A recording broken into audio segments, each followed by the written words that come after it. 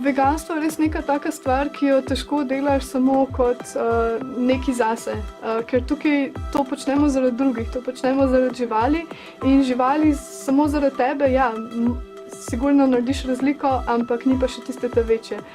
Glavno je, da mi to razširimo, povemo vsem tistim, do katerih še to ni prišlo in podamo argumente, enostavno jih prepričamo, da tisto, kar jim govorijo, ni res.